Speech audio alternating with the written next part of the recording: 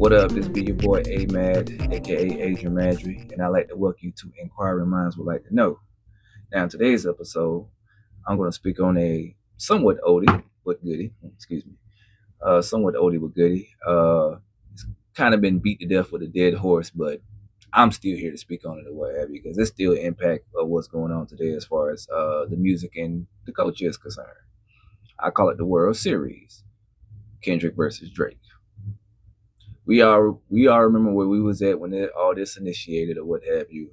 Um, this goes back to oh man, the butterfly effect of this whole beef is funny. If you know your hip hop well, this all goes back to Birdman not paying the Neptunes for what happened to that boy. What happened to that boy came out in 2002. It is 2026. That's how long this beef has been going on, or the energy within this beef has been going on since 2002. Bruh, y'all talking about 50 and Job being petty. Like, yeah, this is on this particular level, the energy of this beef, or what have you. Because there's many people that this has been through. Pause, if necessary. So,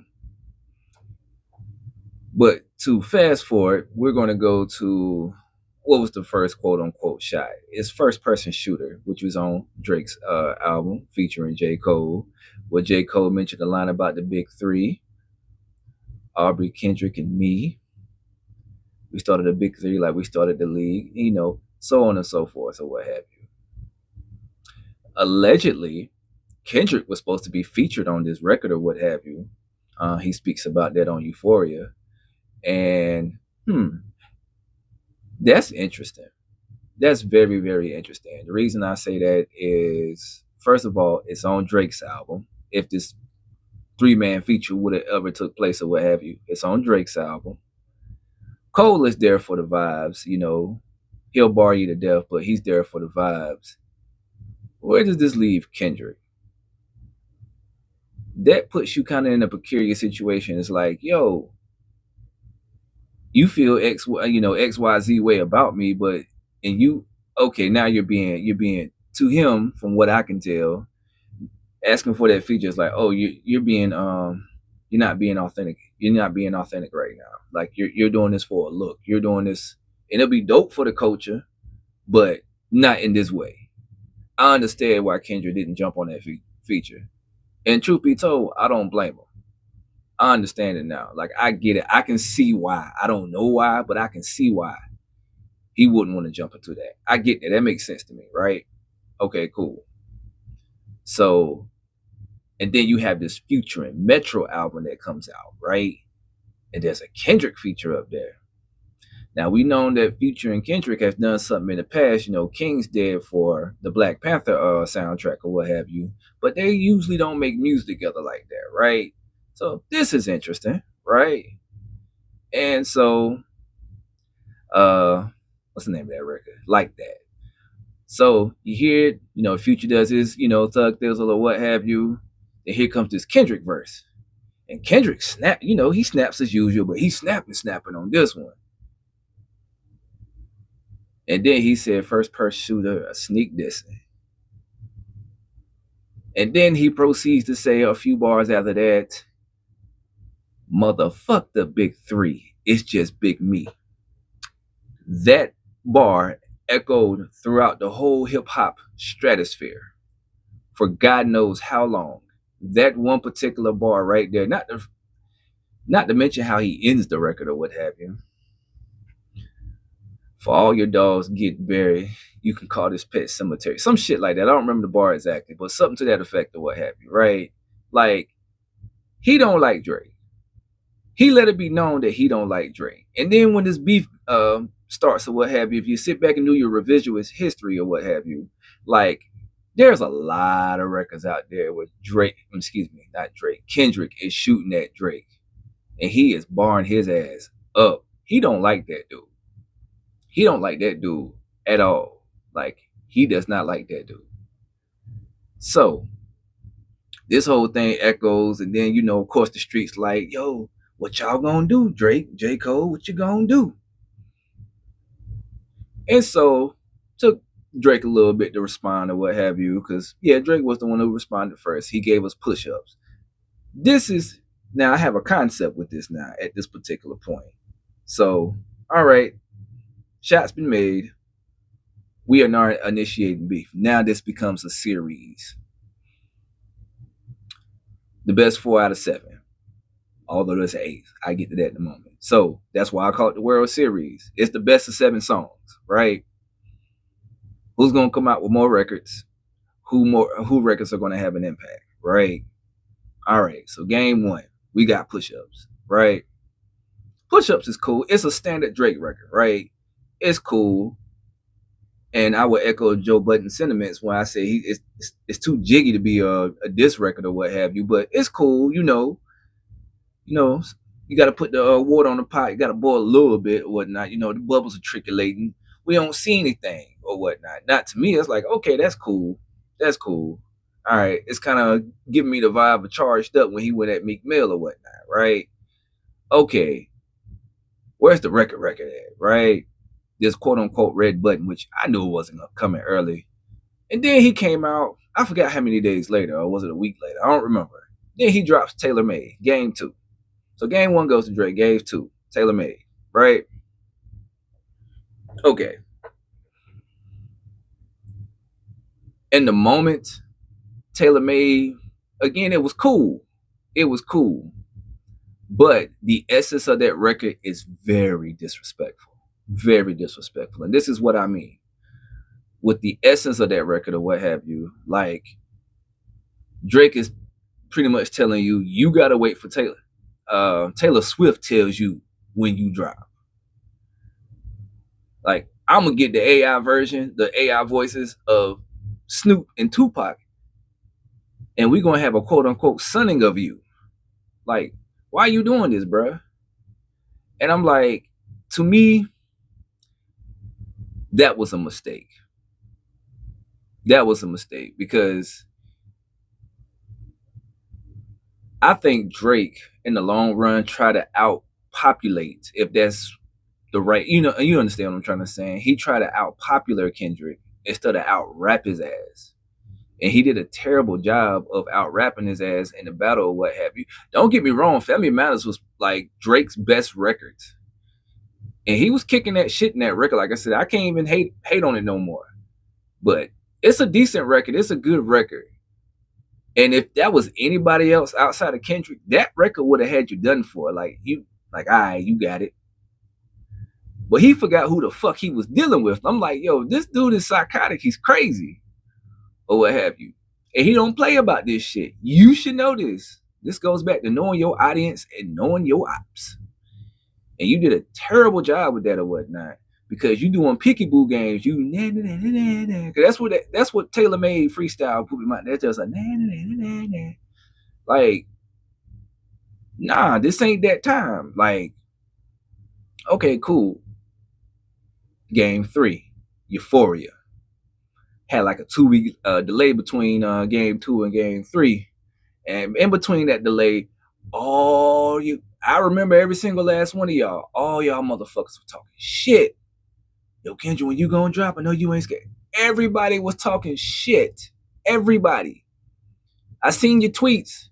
Your videos are still on YouTube. They still bring them clips back on social media. Every so often when somebody wants to celebrate Kendrick and his win. All of y'all was talking shit. Every single last one of y'all. And sometimes you got to be patient. Good shit will come. You just got to wait. Game 3, Euphoria. Man. Damn, bruh. Damn. There's so many bars on that daggone record or what have you that he just, because first he starts you off slow. He need the Teddy Pendergrass or whatnot. And he flipped that daggone beat. And once he got into that flow or whatnot, he was barring that motherfucker down. It's like, damn, bro. 6 minutes of this shit, barring you down.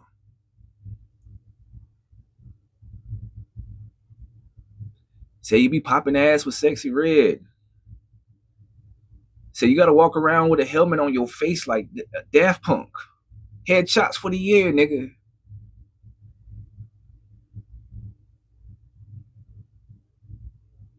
Said you was a bad father. You don't know nothing about that. He said you can't say nigga no more. We don't want to hear you say nigga no more. It's cringeworthy. And so much more. That was a big game 3 for Kendrick. Kendrick came through. He played a LeBron 41, shoot 10 rebounds and 7 assists. He was on point that night.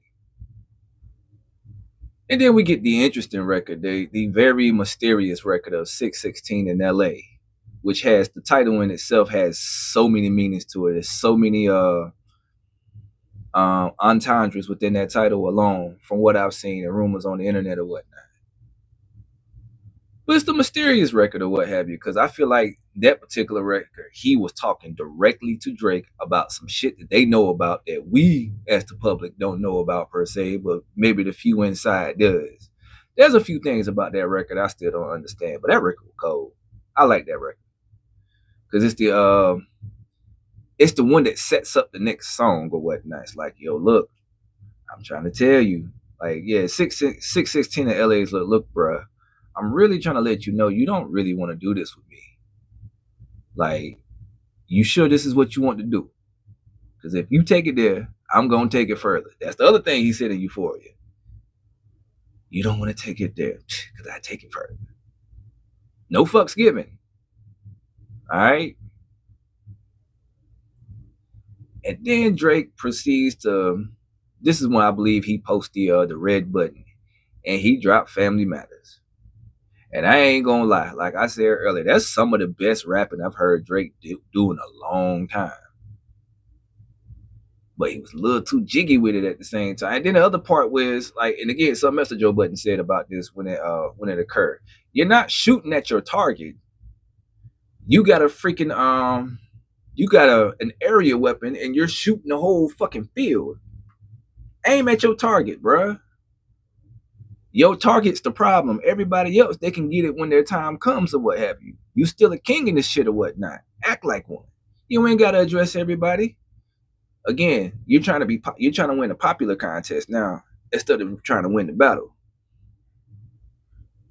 Shoot, fuck the battle. Go for the war. Win the war.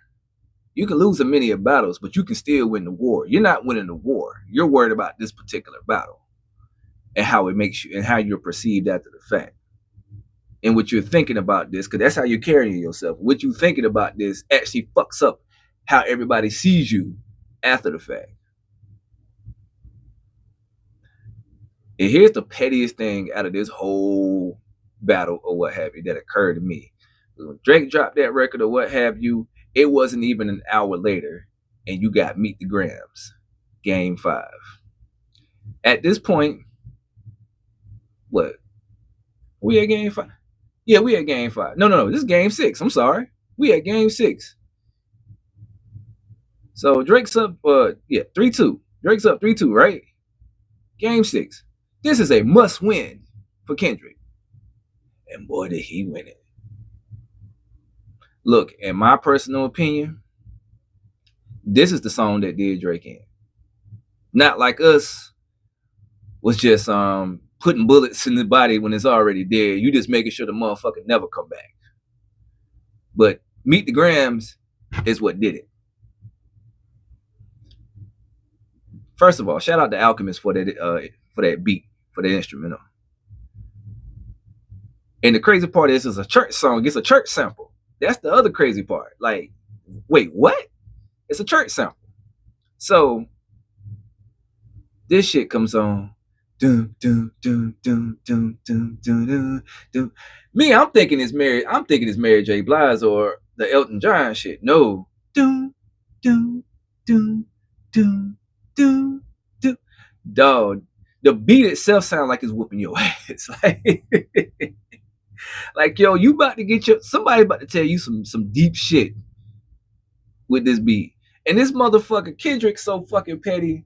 Like I said, it's petty enough he dropped that shit an hour after Family Matters dropped. Then you got the nerve to start the song with Dear Adonis, I'm sorry that man's your father.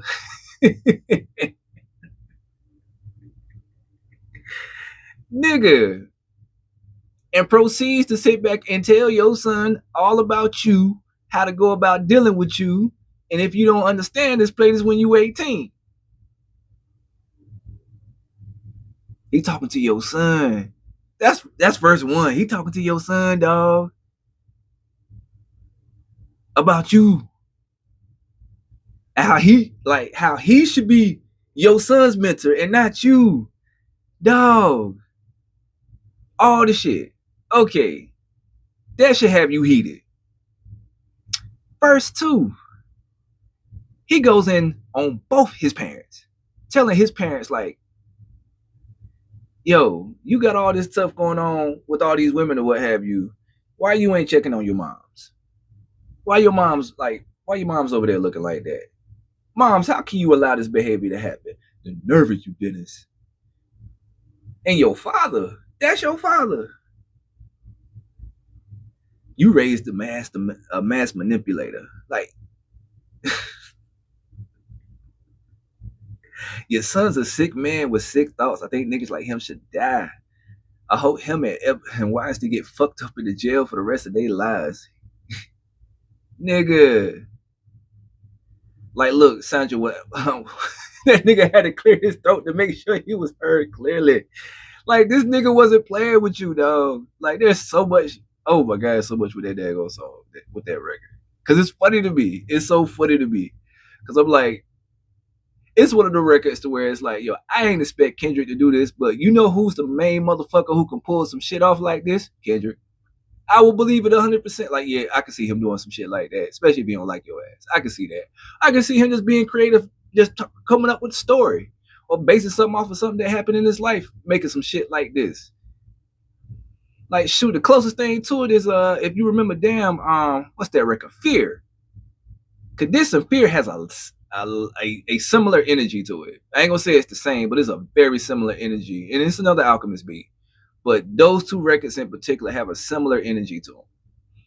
So if you ain't heard Fear by Kendrick Lamar, go check that record out when you get done looking at this video. I promise you, you will feel something at the end of that record because it speaks to you as a human. Like, anywho, if you can't tell, I'm a Kendrick fan. And I ain't saying this to be biased or what have you, because I fuck with Drake or whatnot. I don't fuck with Drake's tendencies, but he has good music. I can't deny that. He has good music. But am I a Drake fan? No. That's the best way I can put it. Am I a fan? No. Do I like his music? Absolutely. I don't respect his get down on how he goes about his business. But I know good rapping when I hear good rapping too. Like I said, I'm objective as possible. I may not like you as the person, but if the talent and the entertainment that you bring is up to par, I will give you your props. So, the daughter, the alleged daughter, we still don't know that to be true. And whether Kendrick was lying about that or not, that's clever. All right, he didn't hear one kid from his Pusha T had to bring that out. Shoot, all these children that Drake allegedly has, well, we know about the son. Like, why is other rappers telling you about Drake's children? Why isn't Drake telling Drake? Or why is Drake not telling? Why is Drake telling Drake? That's funny. Why Drake ain't telling the audience about his children or his child? Why is other niggas telling us about Drake's children? I don't understand that. Like, damn, nigga, at least own up to it. You know, you did what you did, and you can't sit back and let these niggas use your children to bait you, even though you do the same shit with a women and you wrong for it. You dead wrong for it, but you do it. Anywho, and then that last verse, Kendrick gave Drake a reading of a lifetime. If you want the definition, the pure definition of being read by somebody, it's that last verse in Meet the Grams.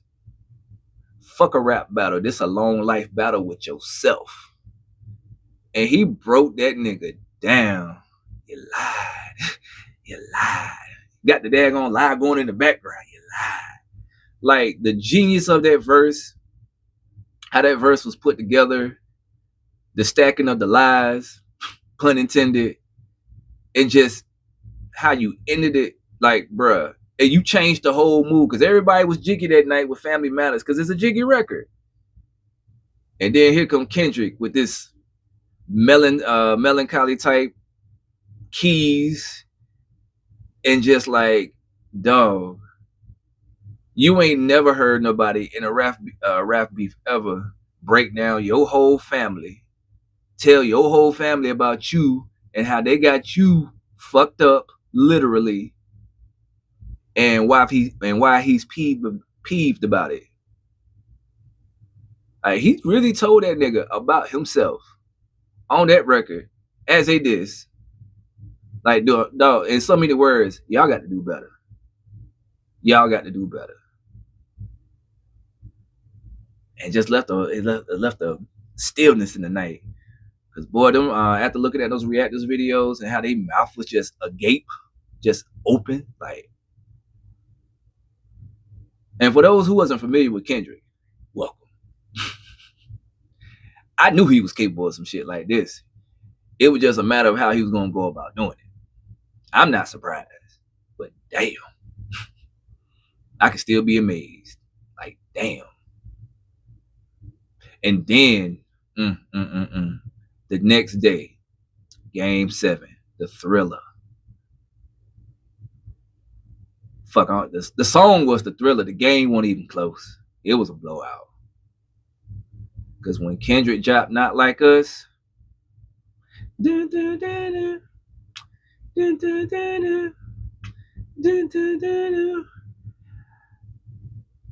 I've seen from 6, 7, 8, 9 year olds crip walk into that shit to 60, 70 year olds crip walk into that shit. That song had the culture in a chokehold like I've never seen before. I dare say it is the greatest diss song ever. It's really fucked up. Well, not really fucked up. Because Drake asked for this at the end of the day. And Drake put himself in this situation for this shit to happen in the manner in which he did. If he would have took care of business, it wasn't trying to out popular Kendrick, he would have had a fair chance in this battle. I feel like it would have brought a side of Drake out that we've never seen before, or we've seen flashes of it. I really want to sit back and see the nigga rap his ass off. And I feel like I got a little bit of it, but I ain't get the full. You're capable. You can do better than this. And that's what I felt like with majority of his raps in this battle. I'm like, this is cool. This is on par for you, but I feel like in this moment, and based on who you're dealing with, you got to give us a little more. You got to do a little bit better. But bro, with Not Like Us, it was a smash. They still playing that song to this day. It was a smash, bro. It was out of here, man. Calling Drake and his crew pedophiles. 60 ass nigga, you 60. Hold on, I got the shit fucked up. Freaky ass nigga, you a 69 guy. What does that even mean? I know what it means, but what does it mean? No one knows what it means. It's provocative.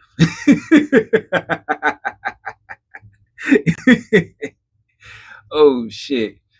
Nah.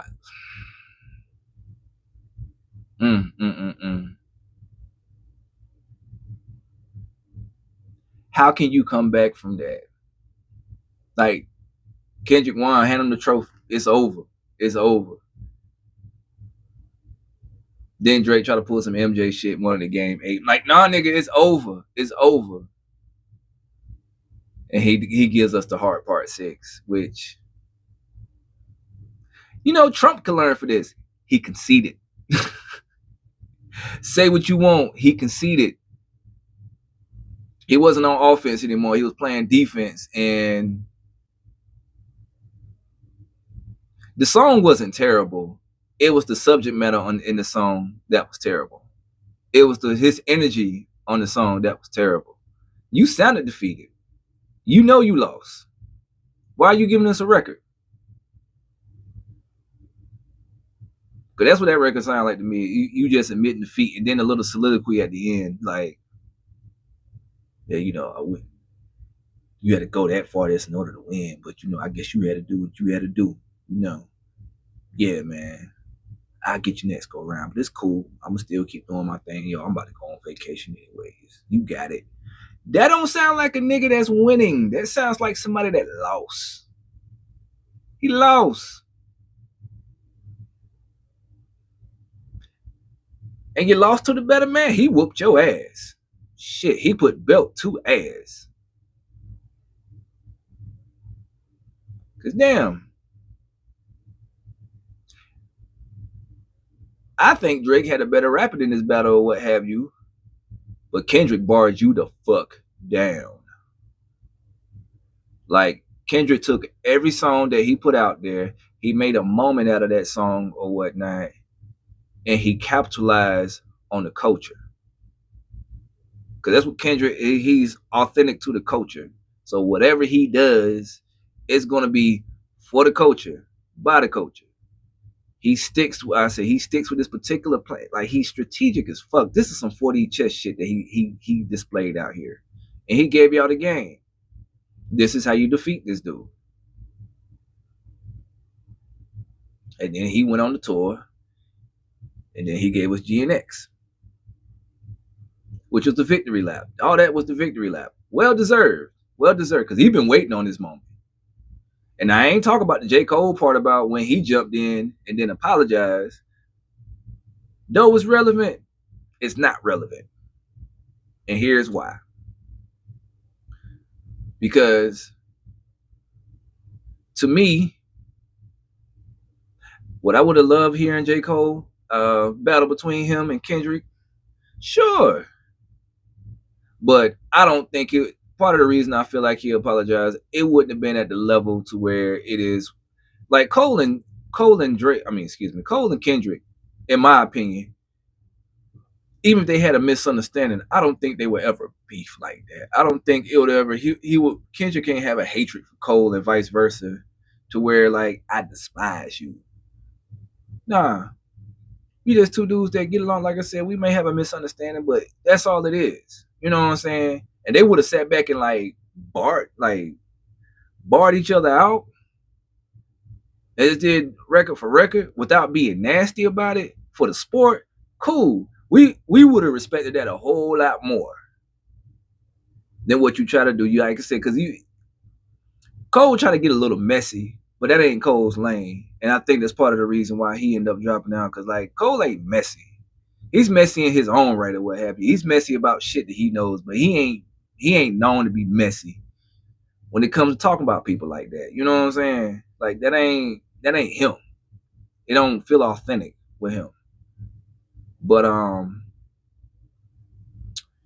yeah, that's why I said like I dismissed that just for the simple fact, and in the moment as a hip hop fan, I was upset.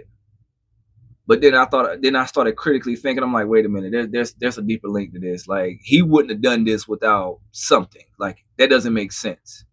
Like, oh, even though I want to be mad, I'm like, nah, there's more to come with that because that needs to make sense. But there's more to come. Like there's a reason why he did what he did. Like it's just odd. Like nah, there's more to this than what we know.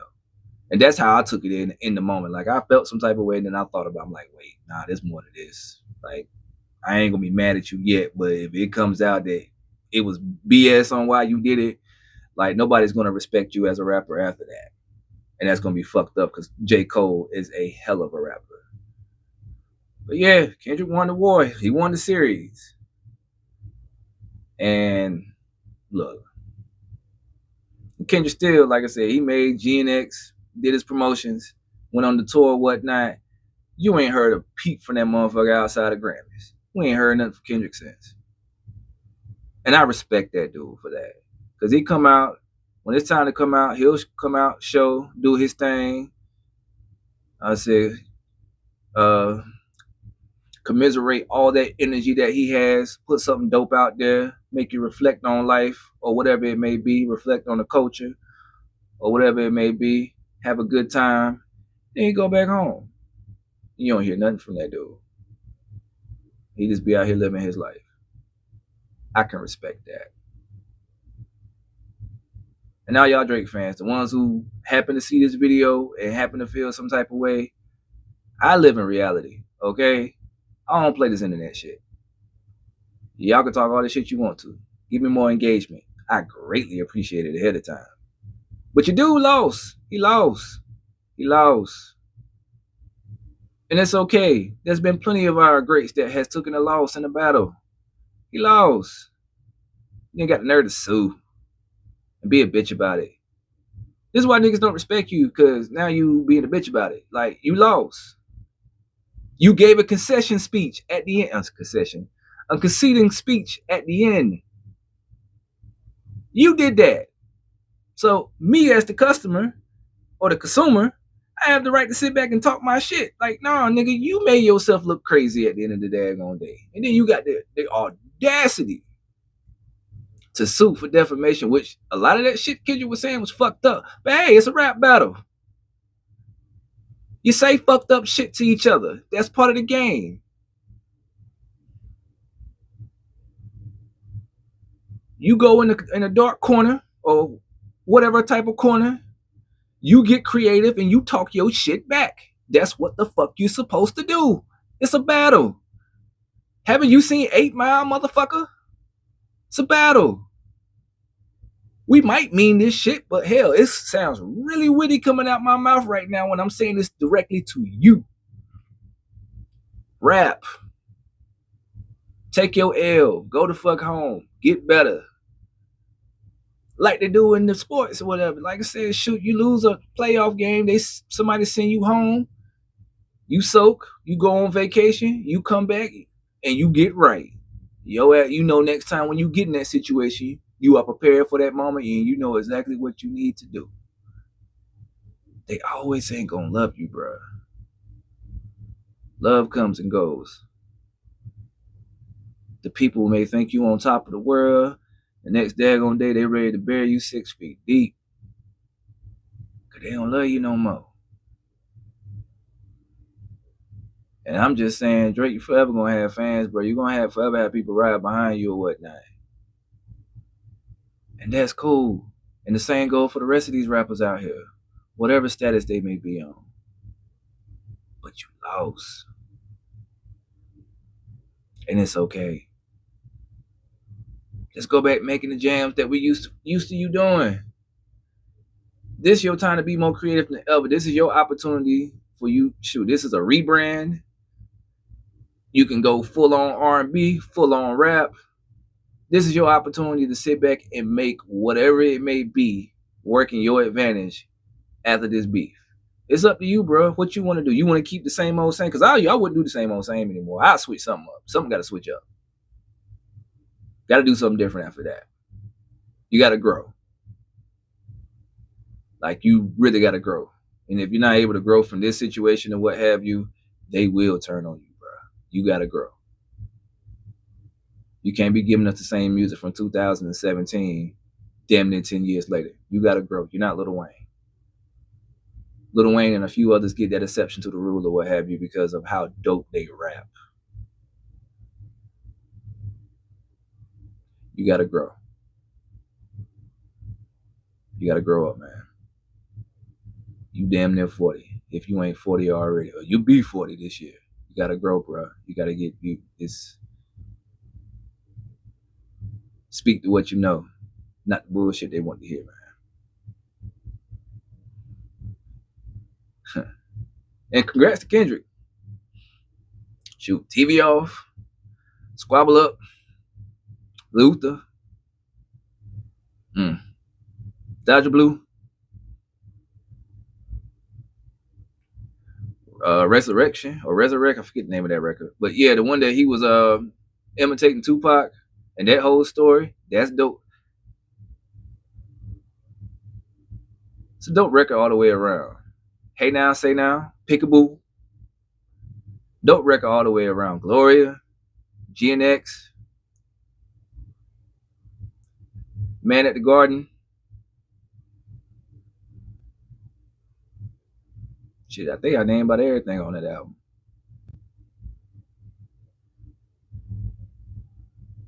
But yeah, man. We was all there to witness history. And hindsight is 2020. And I'm just able to be glad to say I was within the moment. The whole world was in the moment. Well, not the whole world, but most of the world was in the moment with us, and we actually got a moment that we can remember, we can speak on. Like, yo, it's crazy. Two of the biggest rappers of their time, they beefed. One of them came out on top. It was the person that, if you know your hip hop, you knew who was gonna win. But if it would have went the other way, I wouldn't have been surprised. I would like, huh?